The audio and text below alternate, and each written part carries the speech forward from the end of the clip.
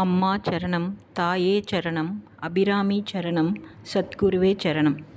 நாம் இப்போது அபிராமி அந்தாதி 3வது பாடலுக்கான விளக்கத்தை பார்க்கலாம். பாடல்: அறிந்தேன் எவரும் அறியா மறையை அறிந்து கொண்டு செறிந்தேன் உனது திருவடிக்கே திருவே வெறிவி பிரிந்தேன் நின் அன்பர் பெருமை எண்ணாத கருமநெஞ்சால் மறிந்தே விழும் நரகுக்கு உறவாய மனிதரையே. விளக்கம்: அறிந்தேன் எவரும் அறியா மறையை. இப்போ நாம் இந்த உலகத்தில் நாம எத்தனையோ விஷயங்களை அறிந்து கொள்கிறோம், மற்றவர் மூலமாகவும் நிறைய விஷயங்களை அறிந்து கொள்கிறோம். அப்படி அறிந்த எல்லா விஷயமுமே பயனுள்ளவையாகவும் இருக்கும், பயனற்றதும் இருக்கும். அதில் நிறையா பயனற்றவை தான் இருக்கும். அப்படி நிறைய விஷயங்களில் எது நம்மை விட்டு நீங்காத விஷயங்களாக நிலச்சி இருக்குதோ அந்த விஷயங்கள் அறிந்தவை அப்படிங்கிறார். மற்றதெல்லாம் நம்மளாம் மறந்து போயிடுவோம், தேவையில்லாத விஷயங்களெல்லாம் நம்மளாம் மறந்து போயிடுறோம். அப்படி மறந்து போகிறவெல்லாம் சும்மா தெரிந்து கொண்டவை அப்படிங்கிறார். அப்படி உலகத்தில் இருக்கிற எல்லா படைப்புகளையும் நாம் கண்ணால் பார்க்குற எல்லாத்தையுமே அம்பிகையின் வடிவம் அப்படின்னு உணர்ந்தோன்னா அதுதான், அப்படி உணர்ந்து கொண்டவை தான் அறிந்தவை அப்படின்னு சொல்கிறாரு. இப்போ நாம் எந்த பொருளை பார்த்தாலோ ஒரு உயிரை பார்த்தாலோ எதை பார்த்தாலுமே அது அனைத்துமே அம்பிகையின் வடிவம் என்று உணர்ந்து கொண்டவன் அறிந்தவன் ஆகின்றான். அந்த தன்மை இல்லாதவன் ஒரு மரத்தை மரமாகவும் ஒரு மாடை ஒரு மாடாகவும் மட்டும்தான் பார்ப்பான். அப்படி பார்க்காம எல்லாத்தையும் இறைவனுடைய உருவம்தான் அப்படின்னு உணர்ந்துட்டோன்னா அது அறிந்தவன். அப்படி பார்க்காம சும்மா பார்க்குறவங்க எல்லாமே அதை தெரிந்து கொள்கின்றார்கள், அவ்வளோதான் அப்படிங்கிறாரு. இப்போது எடுத்துக்காட்டாக, இப்போ காசிக்கு யாத்திரை போகிறோன்னு வச்சுக்கோங்க. அங்கே நிறைய மனிதர்களை பார்ப்போம், நிறைய விஷயங்களை பார்ப்போம், நிறைய நிகழ்ச்சிகள் பார்ப்போம். அது எல்லாமே நம்ம நினைவில் நிற்காது. ஆனால் அந்த கங்கை நதியை பார்த்ததையோ, காசி விஸ்வநாதரையும் விஷாலட்சியையும் பார்த்ததையோ, இல்லை அந்த அன்னபூரணியை பார்த்த நிகழ்வுகள் எல்லாமே நம்ம மனசில் இருந்து நீங்கவே நீங்காது. எப்போ நினச்சாலுமே நமக்கு ஒரு ஆனந்தத்தை தரும். அப்படி பார்த்தா அது அறிந்தவை. மற்ற விஷயங்களெல்லாம் மறந்து போயிடுச்சுன்னா அதெல்லாம் சும்மா பார்த்து தெரிஞ்சுக்கிட்டோம், அவ்வளவுதான் அப்படிங்கிறாரு.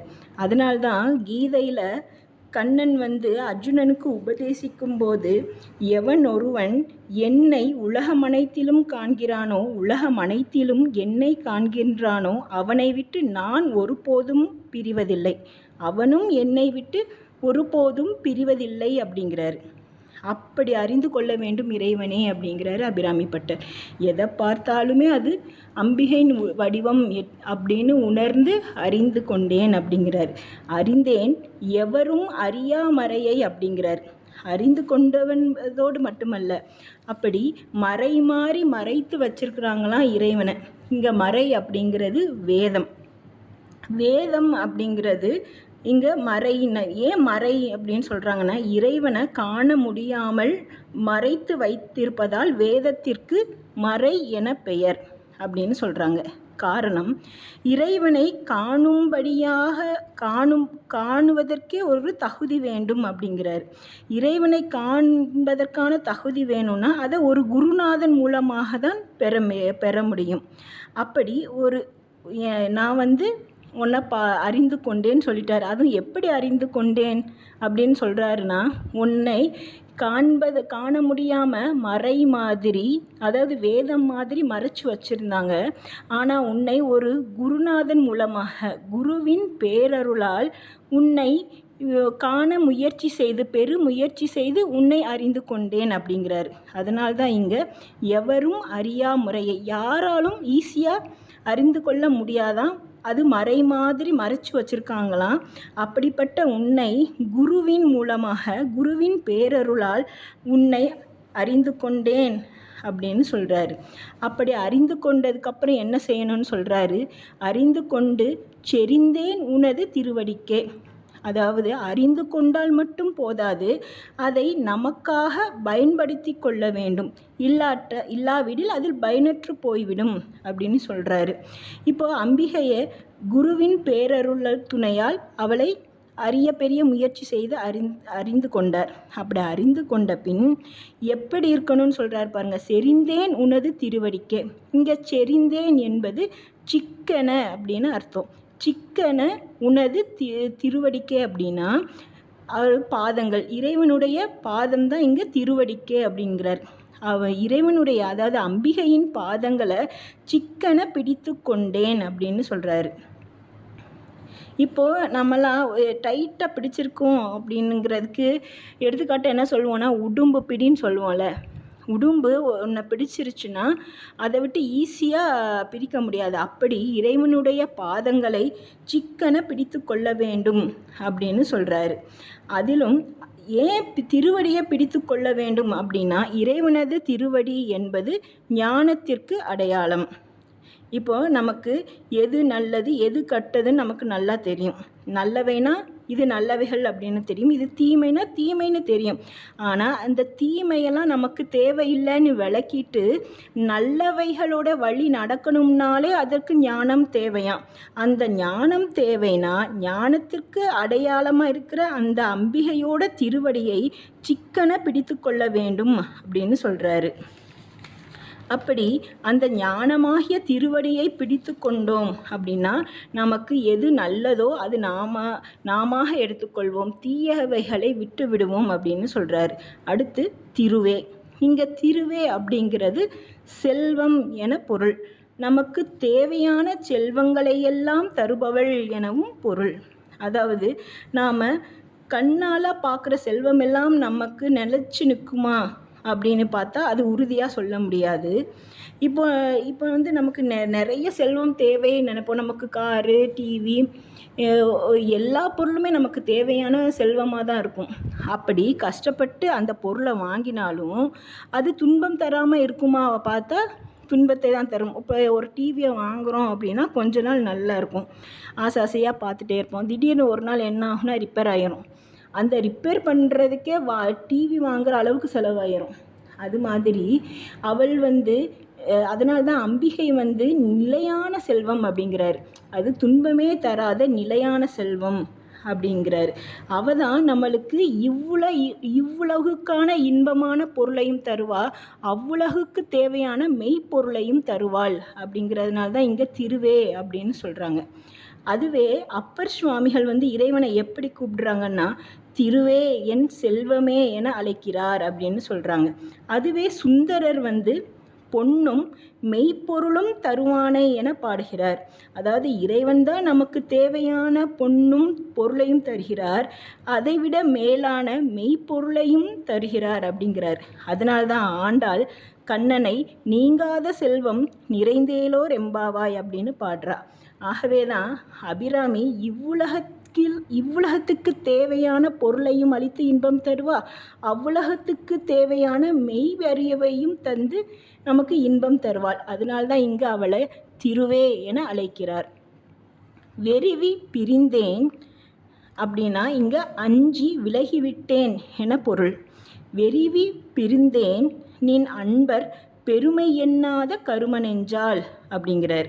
இப்போது அப்படிப்பட்ட அபிராமி என்னும் அரிய செல்வத்தை நாம் அடைந்து விட்டோம். அப்படிப்பட்ட அபிராமியை அடைந்த பின்பும் கூட அதை நாம் நம்மை விட்டு போகாதபடி பாதுகாக்க வேண்டும் அப்படின்னு சொல்கிறார். இப்போது அபிராமி அப்படிங்கிற பெரிய செல்வத்தை அடைந்த பின் அவள் நம்மை விட்டு நீங்காதபடி இருக்கணும்னா என்ன செய்யணும் அப்படின்னா, அப்படி நம்ம அவளை அடைவதற்கு முயற்சிகளை செய்ய வேண்டும். அந்த முயற்சிகளுக்கு தடைகள் வரதான் செய்யும். நம்முடைய ஆத்ம வளர்ச்சிக்கு தடையாய் இருப்பவர்களை விட்டு விலகிவிட்டேன் அப்படின்னு சொல்கிறார். அதுதான் இங்கே வெறிவை பிரிந்தேன் அப்படின்னா அஞ்சி விலகிவிட்டேன். உன்னை அடைவதற்கு தடையாய் இருப்பவர்களை அஞ்சி விலகிவிட்டேன் அப்படின்னு சொல்கிறாரு. அதற்கு தடைனா யாருன்னா, இப்போ தேக பந்துக்கள் இருக்காங்க, அது யாராக இருந்தாலும் சரி, அது தாயோ தந்தையோ குழந்தையோ தங்கையோ யாராக இருந்தாலும் சரி, அவர்களை விட்டு விலகிவிட்டேன் அப்படிங்கிறார். அது எடுத்துக்கிட்டால் இப்போ யார் சொல்லலாம் அப்படின்னா, இப்போ பிரகலாதன் கதையை எடுத்தோன்னா பிரகலாதனுடைய தந்தை தான் பிரகலாதனை நாராயணா அப்படின்னு கூப்பிடக்கூட விட மாட்டார். அதனால் பிரகலாதனுக்கு செய்யாத தடையே கிடையாது அவரது தந்தை. ஆனால் அவரது தந்தையையே எப்படி அந்த நரசிம்மர் தூணிலும் இருப்பார் துரும்பிலும் இருப்பார்னு ஒரு பக்தருக்கு அங்கேயே காட்சி தந்து அவருடைய தந்தையே கொன்று விட்டார் பெருமாள். அது மாதிரி தான் அதே மாதிரி ராமன் இருக்க பரதனுக்கு முடிசூட்டிய கைகேயியை பரதன் வெறுத்து விட்டான். அவன் தாய் தான், பரதனுக்கு கைகேயி தாய். ஆனால் ராமன் இருக்கும்போது எப்படி எனக்கு முடிசூட்டலாம், அந்த எண்ணம் எப்படி உனக்கு வந்தது, அப்பேற்பட்ட தவறை செய்த நீ எனக்கு வேண்டவே வேண்டாம், தாயே எனக்கு இல்லை அப்படின்னு தாயையே முழுமையாக வெறுத்துட்டார் பரதன்.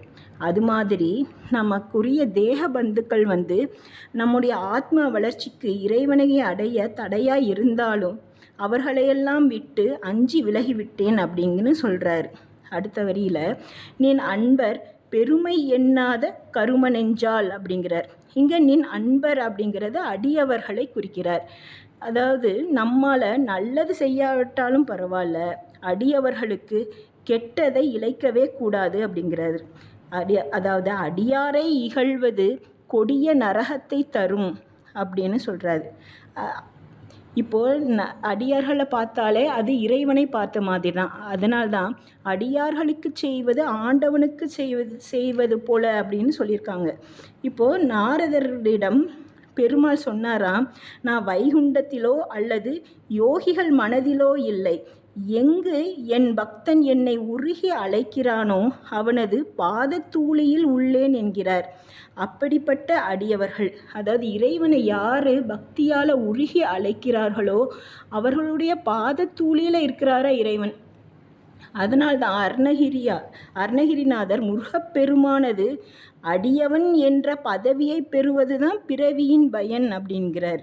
அது மாதிரி திருமூலரும் ஆண்டவனது அடியவர்கள் நடமாடும் கோயில் என்கிறார்கள். அப்படிப்பட்ட அடியவர்களுக்கு ஏதாவது ஒரு துன்பமோ ஒரு கஷ்டமோ தர்றவங்கள தான் கரும நெஞ்சர் அப்படின்னு சொல்கிறார் அபிராமிப்பட்டர். ஆண்டவனுக்கு செய்தால் அதை கூட ஆண்டவன் பெருசாக நினைக்க மாட்டானா, தன்னுடைய பக்தர்களுக்கு அடியவர்களுக்கு செய்வதை தான் பெரிதாக நினைப்பானா இறைவன். அப்படி அடியவர்களுடைய பெருமைகளை எண்ணாத நெஞ்சத்தவரை கரும நெஞ்சர் அப்படிங்கிறார். அப்படி நம்ம யாருமே அடியவர்களுக்கு துன்பமே தரக்கூடாது. நல்லது செய்யாவிட்டாலும் பரவாயில்ல, அவங்களுக்கு போய் நல்லது செய்யாட்டியும் பரவாயில்ல, அவங்கள பார்த்தாலே கையெடுத்து கும்பிட்டு நீங்கள் தான் இறைவன் அப்படின்னு சொன்னால் போதும், இறைவனை நம்மிடம் விடுவார். அப்பேற்பட்ட அடியவர்களோட பெருமைகளை எண்ணாத நெஞ்சத்தவரை தான் இங்கே கரும நெஞ்சர் அப்படின்னு சொல்கிறார். மறிந்தே விழும் நரகுக்கு உறவாய மனிதரையே, அடியவர்களை இகழ்ந்த பாவத்தால் நரக உலகுக்கு நேரே நடந்து செல்லாமல் விரைவாக போய் சேர தலைகீழாக பாய்கிறார்கள் என மறிந்தே விழும் என்ற சொல்லால் குறிப்பிடுகிறார் அபிராமிப்பட்டர். இங்கே மறிந்தே விழும் அப்படின்னா தலைகீழாக அப்படிங்கிறது அர்த்தம். அப்படி அடியவர்களுக்கு தீங்கு விளைவிச்சா நாம் நரக உலகுக்கு நேராக நடந்து செல்ல மாட்டோமா, நடந்து சென்றால் நேரமாகிவிடும் அப்படின்னு வேகமாக ஸ்பீடாக போனால் எப்படி அதுவும் தலைகீழாக போய் சேர்றாங்க அப்படிங்கிறதுனால தான் இங்கே மறிந்தே விழும் நரகுக்கு உறவாய மனிதரையே, அப்படிப்பட்ட தீங்கு செய்யக்கூடிய மனிதர்களை விட்டு விலகி விட வேண்டும் அப்படின்னு சொல்கிறார். அதனால் இப்போ எடுத்துக்காட்டாக பார்த்தோன்னா இங்கே ராமாயணத்தில் ராமருக்கு 3 பேருமே தாய்கள் தான் இல்லையா, கோசலை, சுமித்திரை, கைகேயி 3 பேரையும் ராமன் நேசிக்க தான் செய்தார் இல்லையா. ஆனால் கைகேயி மட்டும் ராமனுக்கு நல்லது நினைக்காம தனது மகனுக்கு தான் முடிசூட வேண்டும் அப்படின்னு தீய எண்ணம் அவளுக்கு வந்துருச்சு.